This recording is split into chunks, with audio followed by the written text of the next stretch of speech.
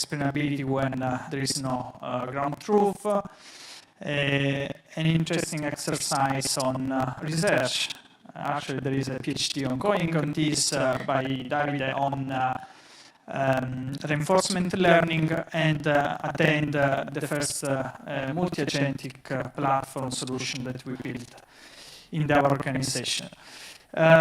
This project, so what we are going to show you are not just project, is how we are impacting actually UniCredit, our team across the years. Now we have a true center of excellence at the global level across 14 countries, and that's how we are trying to impact UniCredit, and we will keep doing the future even more.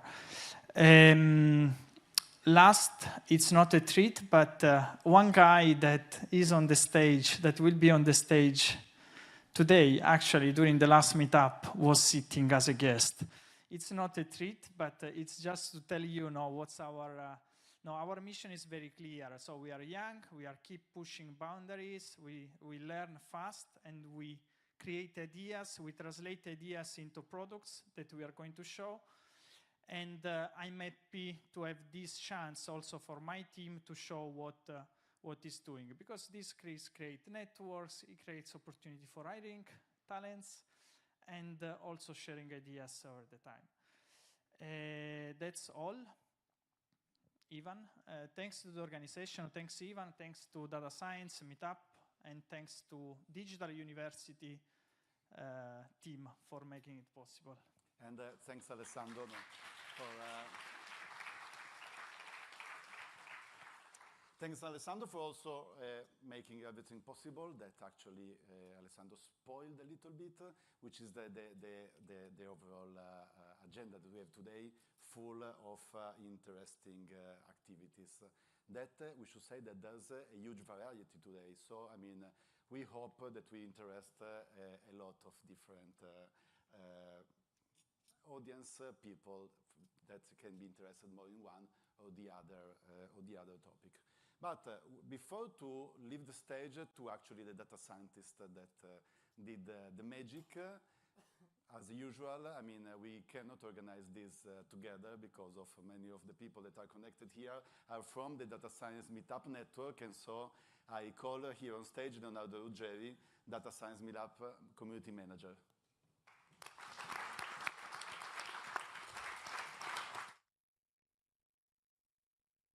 Everyone, can you hear my voice? Yes, because I can hear it. So, it's great to see you here.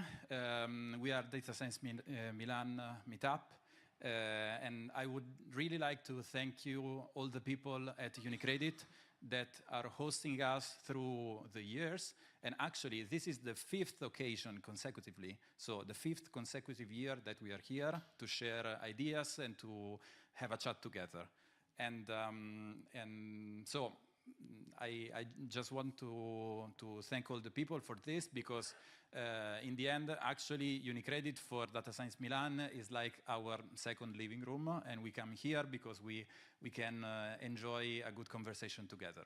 So before diving into the topics of today, I will go very briefly to what we are. It's been quite a while since our last meetup, and in the meantime, we went through a little bit of a rebranding. So this is the official new logo that we hope you like, because we spent a lot of time thinking about it, and we had a huge help from one of our people of the community, which is Riccardo Capretti, which is one of our friends.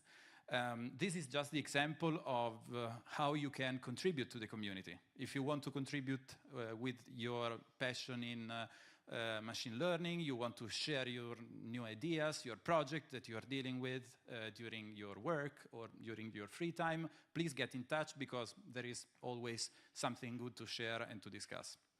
And so, very, very briefly, our community at a glance. A lot of you already know Data Science Milan and, of course, the people and the professionals of UniCredit, but we are in an independent group.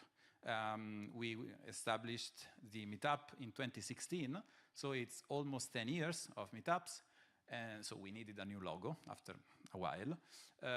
We have a strong focus on applied AI and data science. So this is the core of the meetup.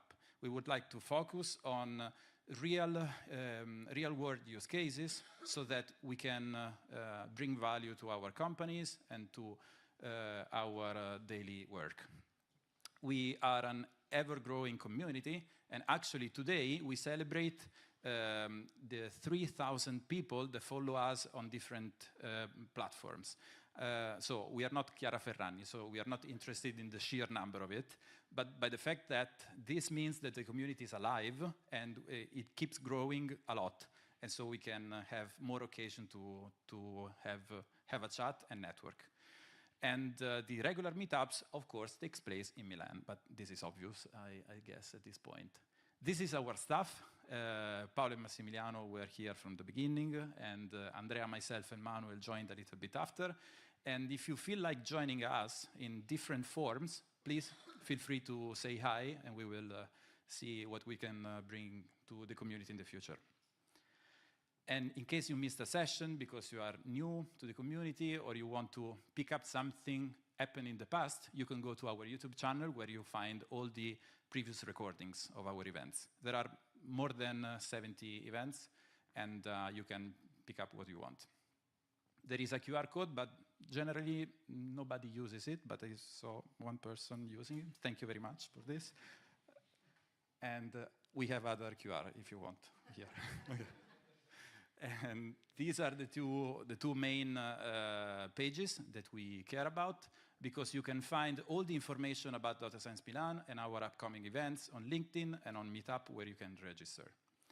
So, finally, if you are interested in doing a talk, please get in touch. Let us know by email, by different social networks. And, okay, enough talking. So, enjoy the session, and thanks again to the friends of UniCredit.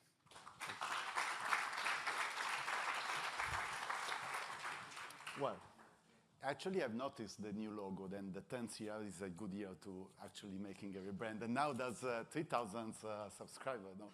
So, I mean, and in this page on YouTube, if someone is interested, could also have a look about also our past events when there's some interesting other topics we have performed in the past.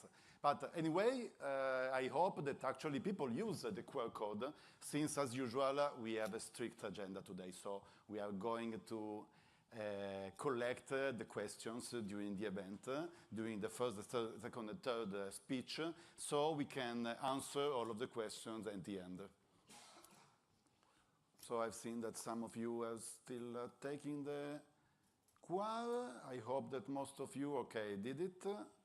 Done. We can then go to the first of the speech of today. Then no target, no problem. Then I call here Valentina Capradossi and Maria Giovanna Latorraca. They told me, but I mean, yes.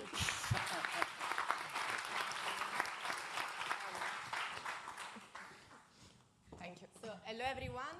So I'm here with Maria Giovanna, and we are part of the Group AI Products team, and we work on predictive analytics factory. So currently, me and Maria Giovanna are working with the Massimiliano D'Abramo's team with some credit risk models. So what's the purpose of a credit risk model? Is of course to assess the risk of a client, and so to potentially identify the defaulters. So the first question is, because I know that everyone knows the concept of risk, but maybe not all of you know the concept of default, so the regulatory default. Doesn't work. Change of the microphone, sorry. Could you yes. Summarize what you said? Yes. So me and MJ, because the real name is MJ, are currently working with Massimiliano D'Abramo's team in credit risk modeling. So we are building machine learning models to assess the risk of a client and to potentially identify the defaulters. So what we were talking about is that the first step is to understand what a defaulter is, because not all of you working in a bank, no? So a defaulter is a client that is entering a suffering, so it's doing something wrong, and the most common case of the default is when a client is not repaying its loan, so it's not paying its installment, and basically it's like 3 months of not paying installments. So this brings us to the first golden rule of the credit risk model, which is that if you don't have an installment, you don't have a default, and if you don't have a default, you don't have a target. So that's why we need to make some research to understand how we can assess the quality of the model if you don't have a target. But why? Because we understood, studying from our models, that the best features of the models are not only and not all related to the credit product itself. So basically, the model is assessing something based on the behavioral transactional patterns, for example, of a client, and not only its relation with the product. So the product is not fundamental for the model, so we can use the models also with clients that doesn't have any product, which is a great opportunity. But of course, to use it, we have to find a way to assess if the model is good or not. So that's why we are here today, and now I'll leave the stage to MJ. Thank you, Vale. So,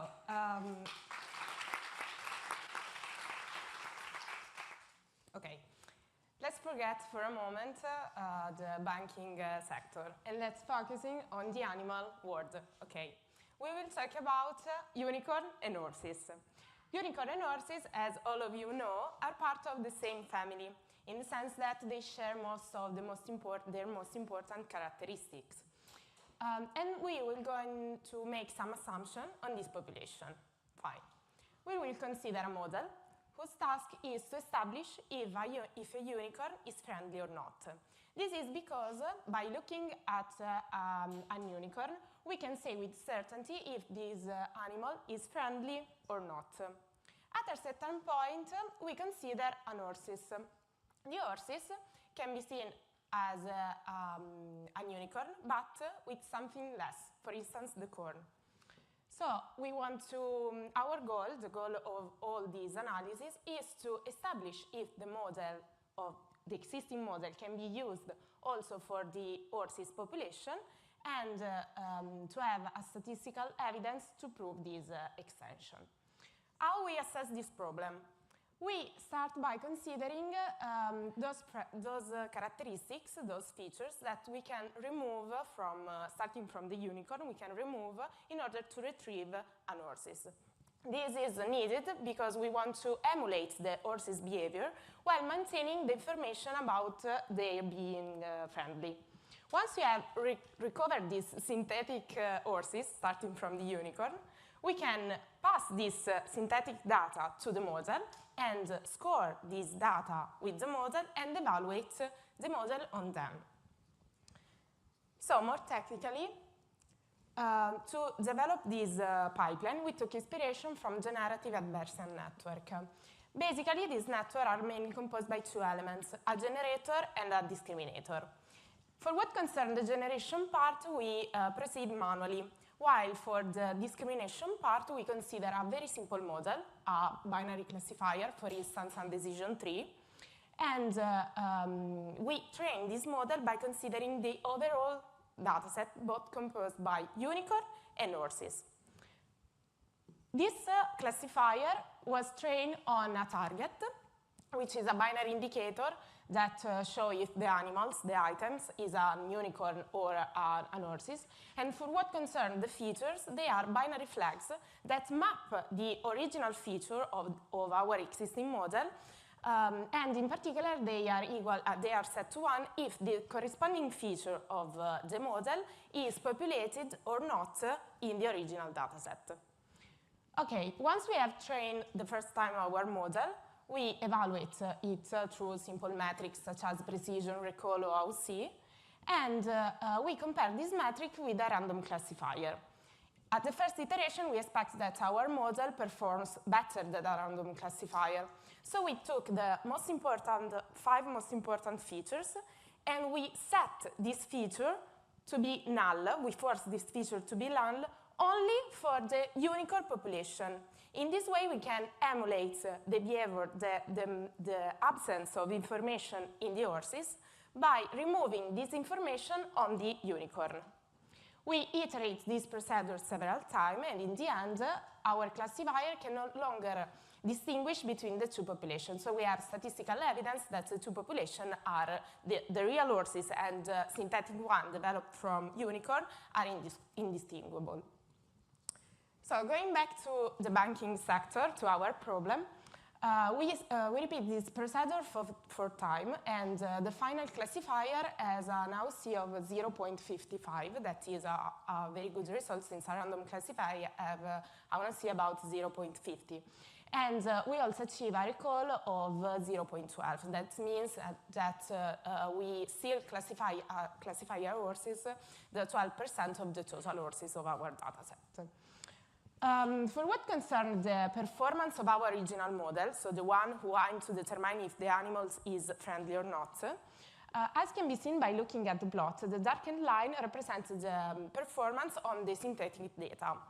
This performance is obviously lower than the scored one, but the drop is not so dramatic. So the client, the business, accept to take this risk. Also because the critical point here is the fact that it's not true that in general all the features we set to null are really missing in a real horses. So this can be seen as a worst case scenario for the performance of the model in this population. As I previously said, all this procedure is based on a big assumption on which the horses and the unicorn came from the same family. So the second part of our analysis was focusing on proving that this was true, this assumption was true. In order to do so, we considered the unique dataset composed by unicorn and horses, and we applied a clustering algorithm on them. Once we have retrieved our clustering, what could happen? We could have different possible scenarios. For instance, we can have some cluster composed only by unicorn. Fine. In this case, we expect that our original model will perform coherently with the rest of the population. On the other hand, we can have some cluster composed only by horses. In this case, this is not so much informative because we don't know if the animals are friendly or not, so we cannot evaluate how the model performs within this cluster. So our target for this cluster was to have some cluster composed both by unicorn and horses. In this way, we will have evidence to prove that they effectively belong to the same family. And moreover, it is possible by looking at the target on the unicorn population, it's possible to retrieve the AUC of our model and to confirm the previous analysis that we made on the synthetic population. So fortunately, in our case, we starting by considering the 15 most informative features of our original model.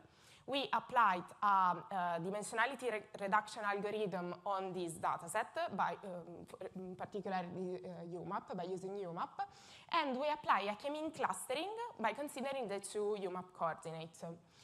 In the end, we get 5 different clusters that are all both composed by our unicorn and our horses. And as you can see by looking at the plot, all the clusters are well divided. Moreover, we achieve about 85% of variance explained, and with a silhouette score of 0.58, we can be quite satisfied by our result. So an important thing to say is the fact that, for instance, if you focus on the green cluster, this is mainly populated by unicorn, that are our scored population. While there is some other clusters, such as, for instance, the purple or the brown, that are mainly composed by horses. So what we can say by looking at the plot, this proves the fact that the two populations belong to the same family. And moreover, there are some clusters that are mainly composed by those features that are typical of an horses, and some others that are more typical of a unicorn. But most of the characteristics are in common. To conclude, we also provide a business final recap also from the business point of view, since it was crucial that for the horses, the score must associate a higher risk with respect to the one given to the unicorn. So in this slide, you can see a set of box plots that represents the distribution of the score within each cluster for each of the three populations we consider. So we had the orange box plot that is the scored population, in our case is the unicorn. Then we had the green box plot that are our horses, and the blue block spot that is our synthetic horses. As you can see, if we looking in particular at the median of the median of the synthetic data is for almost all the classes in between the median of the scored population and no scored population. And moreover, the green cluster, so our horses, are associated to a higher probability. In this case, the score will represent the probability of being in a default status, so in a bad status for the client. And so it is very important, is a good result, a very good result, the fact that our model associates a higher probability to the not scored population.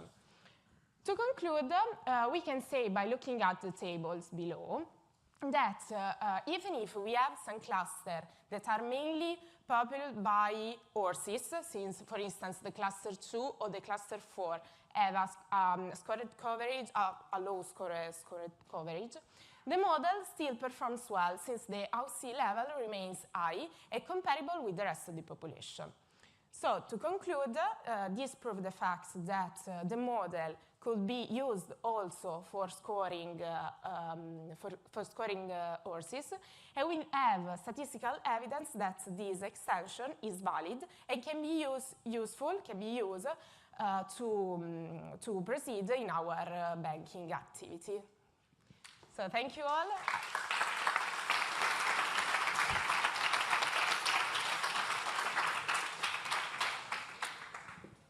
Well, thanks again to Valentina Capradossi and Giovanna Latorraca for this super interesting presentation. Actually, this is a good example of when people said that there's creativity within data science. I mean, there's a lot of statistics and different methodologies interacting here. And which better way to also express this creativity, to express these complex topics with horses and unicorns. But anyway, if you have some questions for them, please remember to take a note of our Slido code so we can discuss it later on with this.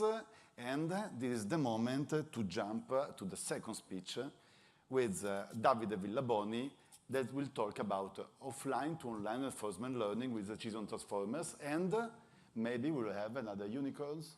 Let's see if we can spot one.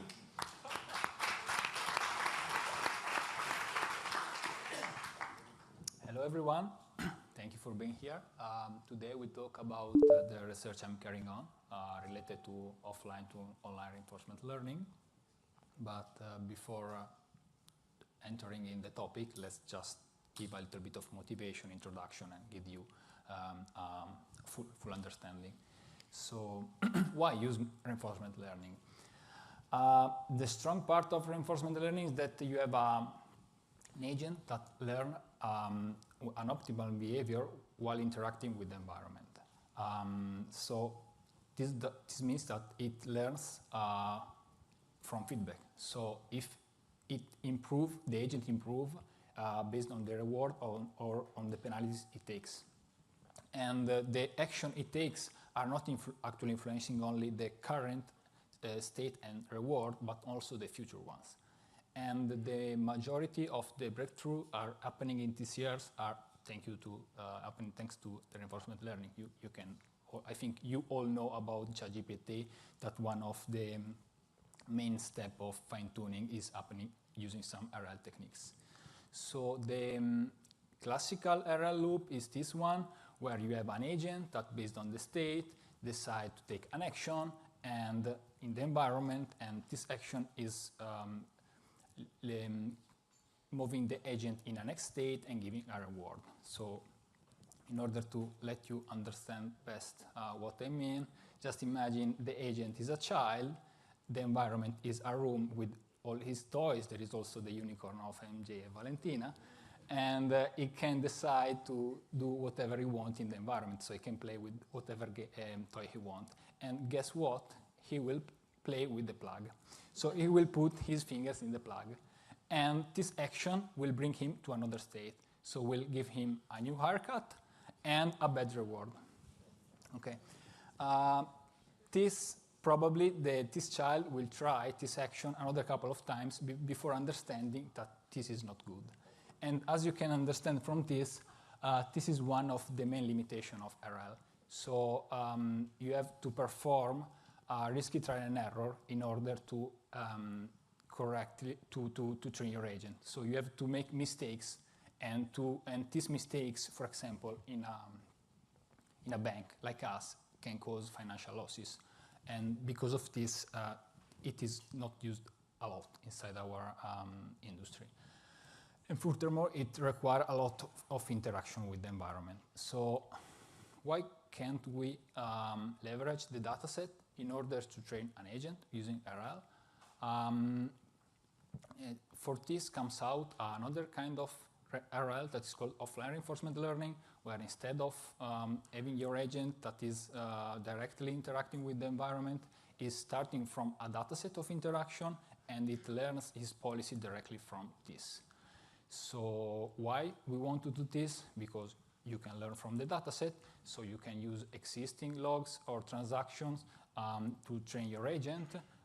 You are more sample efficient, and you are training your agent in a more safety way, because you are not continuously performing this trial and error in the environment. Okay. So there are a lot of techniques that are trying to address this problem of offline RL. In particular, in my research, I've decided to go on a transformer-based approach, mainly because these transformer-based approach are working very good in situation with sparse reward. Sparse reward, just imagine the case of the bank where you have to sell a loan. You will get a reward only when you will conclude the sale. So a good reward if the loan went okay, a bad reward otherwise, okay. And this is modeled in very good in transformer, because they are switching the RL, modeling it as a sequence modeling problem, okay. So you are generating action based on trajectories, okay. So you are not feeding your agent only with a state, action, reward. You are training with a trajectory of interaction. Reward, state, action. In this approach, the agent is learning a deterministic policy. So it is, as you can see from this formula, is trying to copy the behavior that is seen in the dataset. Is performing a sort of behavioral cloning. Okay? And as you can imagine, this has some limitations, because the result of this model strongly depends by the quality of dataset. So if in your dataset you don't have transition with high reward, you will not learn those high reward transition. You can have distributional shift problem. What does this mean? When you go from offline to online, so just imagine you're training your agent with a dataset of interaction, so state and action. When you put in production or you deploy in the real environment, your distribution of state will become bigger. And maybe there could be state and action that you have not saw during the training, and you can start training those actions, you will feel in bad result. And the evaluation is a problem, because currently, in order to evaluate your agent, you have to deploy it and see how it will go. And the last one, the over-conservative, is a consequence of the distributional shift. So in order to reduce the distributional shift, some regularization techniques are being applied in order to allow the policy to do not learn out of distribution action, and so to be a little bit conservative in the selection of action. And this is good, because you are not going to select out of distribution action, but you can select actions that are not optimally. Okay. So the solution, or the solution I found out, is to combine offline and online together. So you can, with offline to online reinforcement learning, you can combine the efficiency of the offline version of RL with the performances of the online version of the RL, because you can pre-train your model through the historical data, and then you can fine-tune putting the model in production. The approach I focused on is an extension of the decision transformer. It's called the online decision transformer, that it is actually extending the classical decision transformer, modifying the policy from a deterministic to a stochastic one. In this way, it will not always select the same action, but it will sample an action from the probability distribution. And since this is not enough to allow exploration, also an entropy term is added in order to encourage this kind of exploration. We have tested this model on various standard benchmarks that are used for test the model of RL. This is, for example, a run of 10 different seeds, 10 different runs with 10 different seeds on the Mujoko environment. And you can see before the dotted line, there is the offline pre-training. After the dotted line, there is the online fine-tuning. You can see that the model is learning because higher is the blue part, higher is the reward. And when there is a problem here, that when you move from offline to online, there is a little drop of performances. This is due mainly because of the distributional shift, because moving to online, the agent will start thinking that actions that are bad instead are good, and so he will try those actions, and he will have to relearn a little bit which are the best actions to take. And we have analyzed the problem, and we tried to talk a little bit how to solve this, and we found out a methodology based on soft actor critic. Actually, soft actor critic is online RL techniques where there is this agent, this actor, that is deciding which action to take, and there is a critic that is evaluating how good is the action in this state. Okay? And we have modified the decision transformer, adding this critic model. Okay? And during the training of the agent, we are letting the critic evaluating the action of the agent. And as you can see, there is this Q value. Q is indicated the value that the critic is giving to a particular action in a particular state. And evaluating various actions in the same state, the critic will tell to the agent which is the best action to take in that state. We do evaluated this algorithm on the same dataset, and as you can see from the red line, you can see that the drop from offline to online is not present anymore, and the training is also more stable. And yes, now we are working to improve this architecture and to stabilize it a little bit, and after that we will work to integrate some of these ideas inside our bank.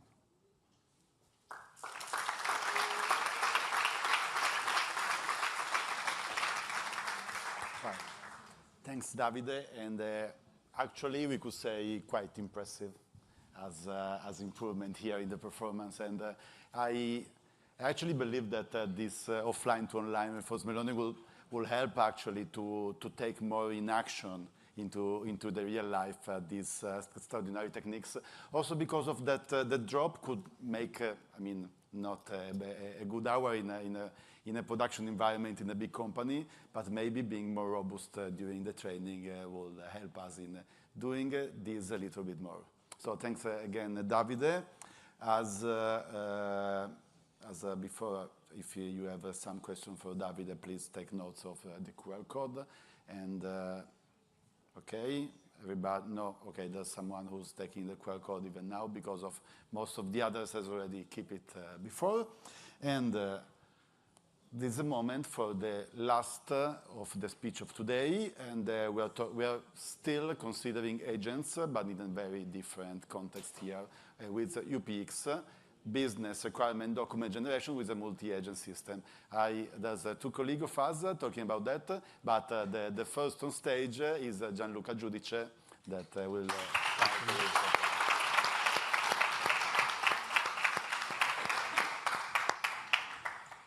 So, hi everyone. Now the talk is about a generative AI solution that helps you write a business requirement document. It is called UPX. And let's start from the basics. What is a business requirement document, or BRD? Maybe you are familiar with it. It is a very important document that you need to write before starting a project.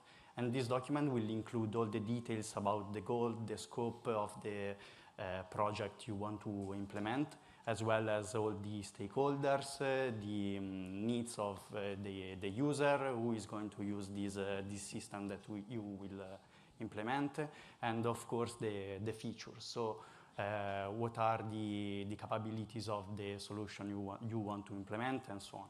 So this is very good. I mean, this is the theory, and it is a very useful document. The problem is that in practice, it is very difficult to write a high-quality document. Why? Because if you think about teams writing these documents, maybe each people in the team is going to write his version of it, so you do not have a standardized format. Also, it is a very time-consuming process because you need to include all the details, all the aspects of the project you want to implement, as well as incompleteness. It is hard to include all the information, and maybe we can also make a mistake as a human, so maybe you can have a contradiction among sections of the document. So how are we going to solve that? So we have implemented UPX, this generative AI solution, that you can think about it as a virtual assistant, a very useful virtual assistant that help you write both the first generation of the BRD, and then will help you refining it until you have completed all the sections. So let's think about having a lot of background information, a lot of PDFs, meeting notes about this project, emails and ideas in your mind. So you are going to provide all this information to the AI, and the AI will write the document for you. And after that, after the first generation is completed, the AI will guide you as you are working with a senior business analyst, and will guide you to each section of the document and will help you refining it. It will also ask you very useful targeted questions and suggestions to help you complete the generation of the document. So how we implemented it? So this is a solution fully in cloud, and we use the Agent Development Kit, a framework by Google, and the core concept of our AI solution is the multi-agent system, so this multi-agent architecture. What do we mean by that? So multi-agent system can be seen as a team of experts, and with this kind of architecture, you want to decompose the problem into smaller tasks, and you will assign each task to a very specialized agent. So this is very useful because you are going to clearly separate all the concerns among the agents. Each agent is going to solve just one small task, and this can be seen as an efficient context engineering. So what do we mean by that? We are switching from prompt engineering to context engineering. This can be seen as a new layer of complexity, but it's very important because at the moment you have several agents that are going to solve a little task. You must not overwhelm the agent with useless information. So you need to wisely choose the context for each agent. So with context engineering, you need to choose the right context to pass to each agent. Maybe the full chat history of the conversation is not needed, as well as tool. Each agent will require a different subset of tool. And this is all handled by choosing the right context, because after all these agents are going to do an LLM call, and you must choose the right amount of context to pass to the LLM. And this is how we managed to address this problem of generating a BR. So decomposing the problem into smaller tasks, and then let each agent solve one task. Okay, so now I let Mattia continue. Yes. It's some new, very insightful results.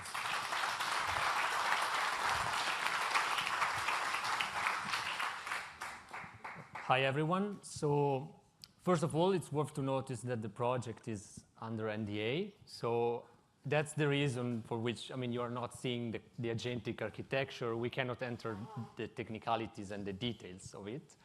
But still, let's a bit discuss about the results of the project. And so the UPX word and the versus the as is. So currently, and the pre-UPX word where you write business requirement document as usual. It's important to say that the project is also quite recent. So, I mean, it's not standard machine learning. We don't have a data set on which we can compute some metrics and say, okay, now this is very nice. We need the feedback from the users or from business users that can say, okay, the generated BR with your solution is very good, or is on average is of high quality. And but for sure, and I mean, writing a business requirement document is a process that it's an iterative process. It requires some time. And actually, what we can already say and see is that the time required to write a business requirement document with UPX is actually lower. It's much less than before. And this is, of course, important, but at the same time, it will be useless if the quality of the generated BR is not, on average, at least as good as before. But in our case, it's even better than before. So the average quality has gone from good quality, on average, to high quality. And so you have the perfect combination, because you are writing higher quality business requirement document, but at the same time, the effort required to write them is lower than before. Then this is done also thanks to the fact that we have a standardized structure. So we are kind of following and forcing the user, and not only the user, but also the agents, to write and to guide the user towards writing a business requirement that follows a specific template, a specific structure. So in this way, the user is kind of forced to do not miss any details. You may have some sections that are quite important for the use case for which you need to write the business requirement document, and the agent will help the user to populate all those sections.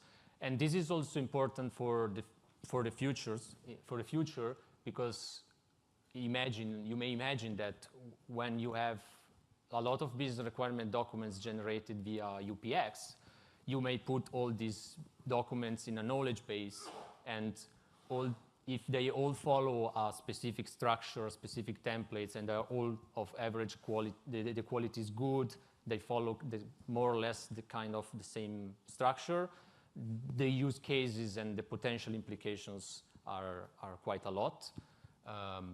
or even with for functionalities and other features inside the UPX. So this is very important, and this was something that before was not present because the user, he was using, I don't know, a Word, and it could fill some sections, some other sections were left blank or not populated. Then another important thing is, as I said before, the user is guided. So there is guided writing, and not only that, you have suggestions in the chat. We said that we have a chat interface, so we have suggestions, feedbacks, we have evaluation of the current status. All that is provided to the user so that it can manage to write a good business requirement document. And again, also this is of course new. Other two important things, multi-language support. This is present in UPX, and as you may imagine, this is quite useful, not only because, let's suppose you have a use case which is cross-country. Okay, you would like to share the business requirement document that you generated with other people, other team in other countries. So you can, with one click, you can actually translate the generated BR and share it. And also the chat interface is actually multi-language. So you can chat in not whatever language you want. We have 3 languages currently, but it's not a technical limitation. That's thanks to the fact that LLMs are quite natively multilingual, so we can expand the languages in the near future with no effort. And finally, we have Google search grounding. This is, of course, an important and useful feature because it's also important because it kind of represents what is the idea of UPX, which is providing a user a complete user experience so that it should not need to go outside of UPX in order to complete the task. Okay, so typically what the user could do is, okay, I have my Word document, and then I need to search for some information, and I do that on Google. In this case, it is done automatically by the agents. They can use the Google search grounding to automatically provide suggestions to the user by searching online. And the user can also explicitly ask in the chat for this kind of activity. Then, even if we cannot enter the details, it's worth to talk a bit about the challenges that we faced, because there are many. These are the main ones.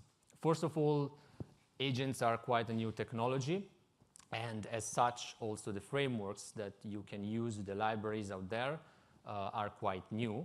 So they come with limitations, they have bugs, maybe they do not handle corner cases that you need. So you need to implement your own logic because they currently do not support that feature. Or maybe you have frameworks that are very good in one specific, offering one specific feature, but not as good as in the other. So it's kind of complex dealing with current frameworks. They are kind of immature. ADK, we use ADK, which is good, but of course is not complete. And I don't know, and I don't think there are complete frameworks out there nowadays. Then we have cost and the latency of LLMs. This is also an important topic because we are quite used to think that LLMs are nowadays cheap, and it's true in a sense, but when you start building a real use case scenario and you put in production, you notice that, especially when you have a chat interface, so you have multiple users, the users can upload multiple documents, potentially with hundreds of pages and so on, and you're generating long documents. You start to notice that the tokens that you're using are quite a lot. Okay, so the cost and latency are aspects that you need to take into account. Also the latency, of course, which is directly correlated. Then failures. This is, of course, something that you need to deal with even with standard workflows. You need to handle failures. The thing is, again, when you deal with multi-agent solutions, there is an additional layer of complexity, because if something fails, you need to understand, okay, is this error or the logged error going into the context of the agent? You need to decide that, and there is the risk of polluting the context. Also, you need to decide, okay, what do I retry? If you implement a retry mechanism, do I retry the overall flow of the multi-agent solution, or just that specific that specific agent or sub-agent? So this is, again, not easy to do. You can have also failures related to APIs. If you use Gemini or if you use GPT, in any case, you will face a resource exhausted or a quota exceeded error. You need to handle those as well.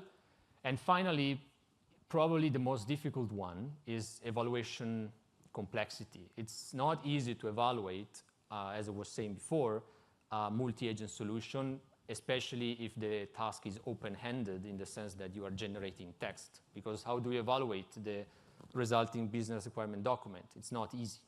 And also, since you have a chat interface, it's not easy to evaluate the overall interaction with the user, because you need to evaluate, okay, is the agent actually answering in a good way to the user? Is it performing the actions required by the user?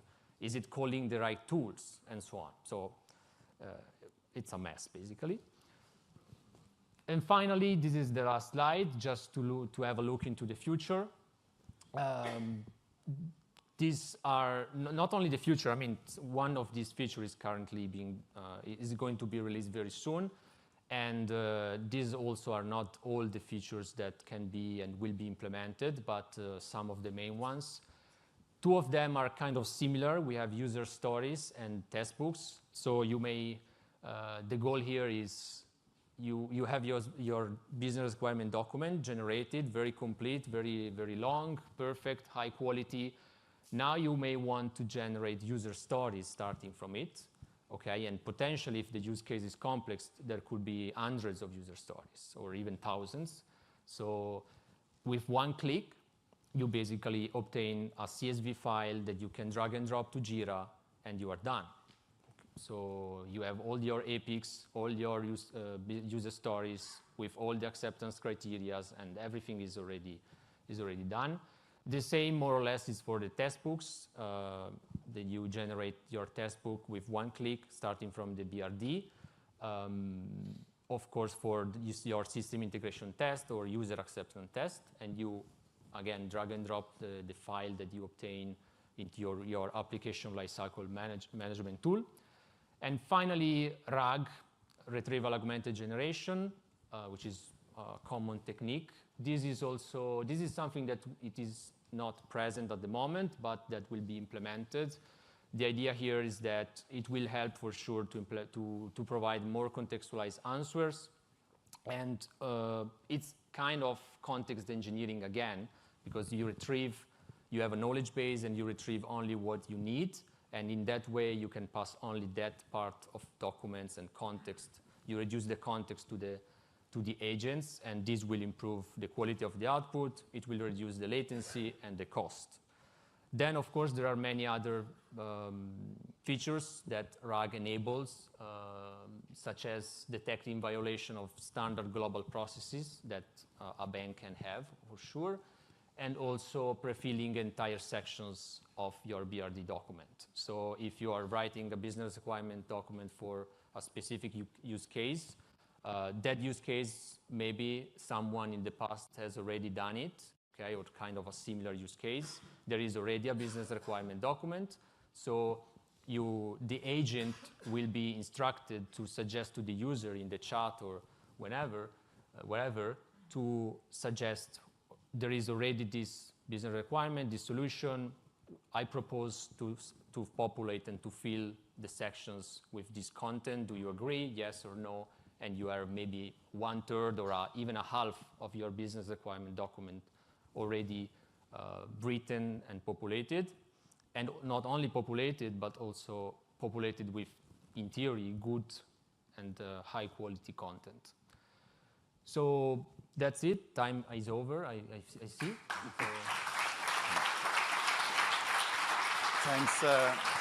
Thanks, Mattia, and please remain here with me on the stage. And thanks for this, I mean, a very interesting and cutting-edge application. I also, this is the moment now for answering actually to the questions. So I call on stage with me all of the presenters of today. So Gianluca, Davide, Maria Giovanna, and Valentina. And let's...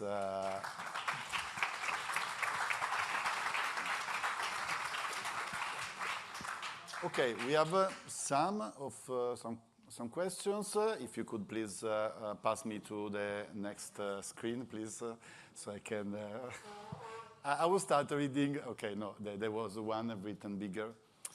We have, since the model was created for credit risk, but a new customer doesn't have any credit products yet, which variable do you... Okay, thanks. Much better. Which variable do you rely on? And which ones are later neutralized in the creation of synthetic data? So probably this is for you as a... Yes. I don't know if you can hear me? Yes, yes. Okay. So the features were mainly about, yes, the exposure of the client, of course, but there are also some other features such as linked, for instance, to the transactional activity, or the sales, or some other characteristics typical of the client, so of his identity, we can say. And the second part of the question? No, it's disappeared. Okay. That's all. Okay. No, yes, it's just here. And which one are later neutralizing the creation of the synthetic data? So we neutralize, we set to null the one, of course, the one linked to the exposure. And yes, the one of the exposure. Okay. The use of the credit products, and maybe this is linked to the other question, so we can make a connection, because the other is how are identified the families underlying the synthetic data. So basically, we started from the best features of our credit risk model, so the first one, which is basically related on... Maybe you want to use this? Again. So the original model was related on transactional patterns, as Jay said, to the credit products activity being not only the product that he has, but also how it uses them. So how much is the exposure, the trend of the exposure, the different number of products. So a lot of information, and also about their anagraphical status. So for example, if they have, here we are talking about companies, so if they have a long history, or if they are startups, of course, there's a huge difference, no? So the starting point was the features of the best model, of the original model, because the point was to use that model. So the link is that. Yes. Thanks. And actually, we have the second question that is there any detail about the decision transformer architecture? And following up, how much does it take to train for a step for the offline and the step for the online? I mean, this is for you, definitely. Okay. Yes, there are details. Is a long response, a long answer? We have not so much time. Okay, yes. Try to be synthetic. In general, is a GPT style architecture with a decoder only, that it takes a context of 3K.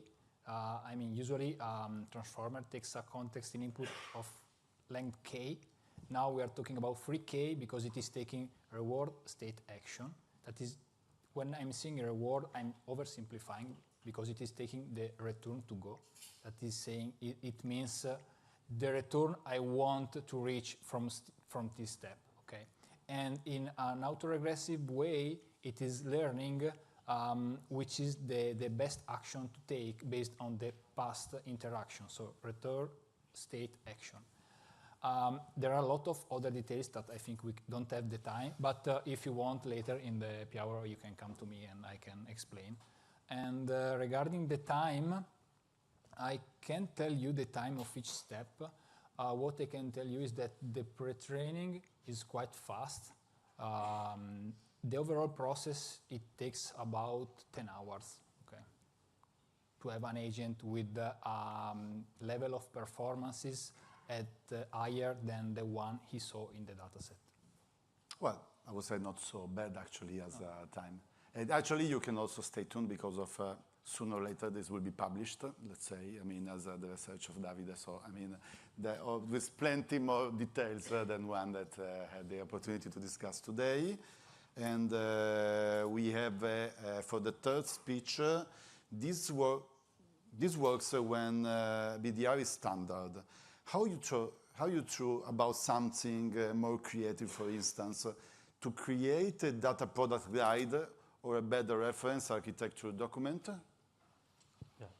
Well, not really. I mean, for now, the focus was on business requirement document, but for sure, I mean, the thing is, when this project was especially useful because it helped us on understanding many things about agents, multi-agent systems, and so on, as we saw. So starting from this, going into another use case like creating data product guide or other things, that will be easier for sure, and it can be done, yes. But for now, no. The goal is a business requirement document, and then expanding. For sure, it will be expanding in the near future with other features, other type of documents, and so on. Yes. At least the structure is general. I mean, if you want to specify a customized structure of your BRD, you can do that. Actually, there's another question, again for you. Is the data in the business requirement private? How is the privacy of data ensured when processing with LLM? Is LLM used locally or accessed by API? The API, we are using Vertex API. I think I can say this. No, but consider that, I mean, it's quite...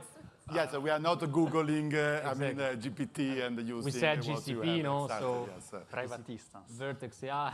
No, I mean, we are using definitely, I mean, an opportune architecture for exactly. privacy. Yes. And regarding, I mean, yeah, data, of course, are kept private. We're following the standard of the bank in terms of data at rest. They are encrypted. We have CMAC.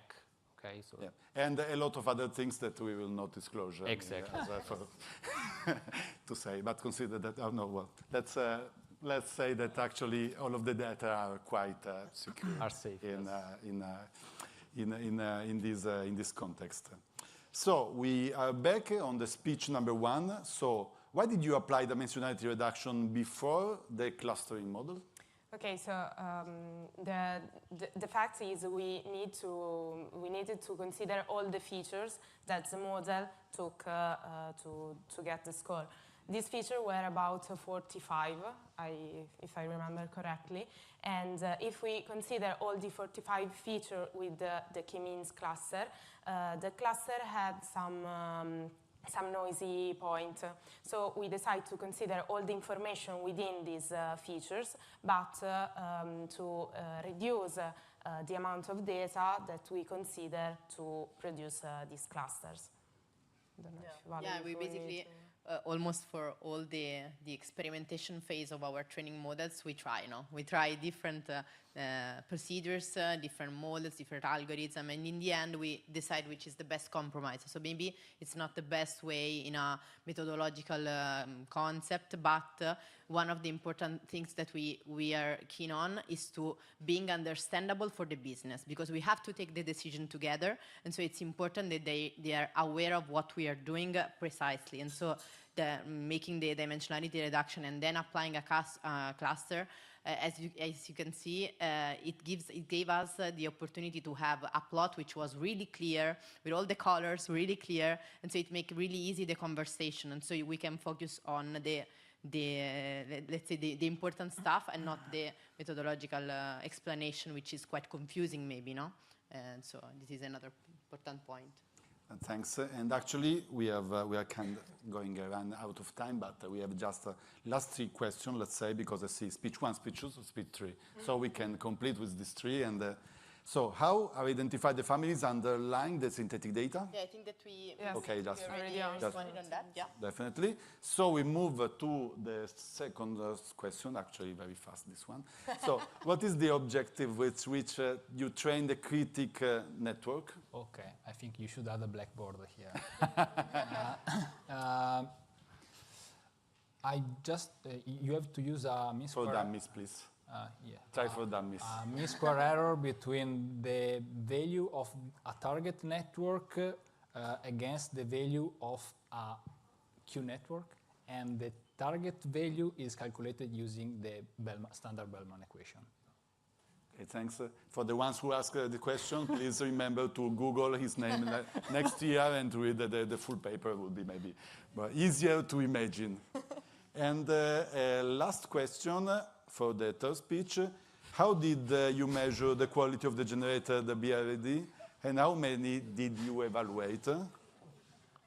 So, yeah, as I said before, the users are actually using it, and we have business users that are evaluating the outcome, so the generated business requirement document. And so we are basing the results on their feedbacks. Then at the same time, we are kind of building an evaluation framework that will be used to at least provide a baseline, from which we can start to evaluate the outcome of the process and also the interaction with the agents. Okay, thank you very much. Now this was the last question. I guess thanks. I want to thanks again. All of the speakers here and all of the ones who present for this evening. I hope.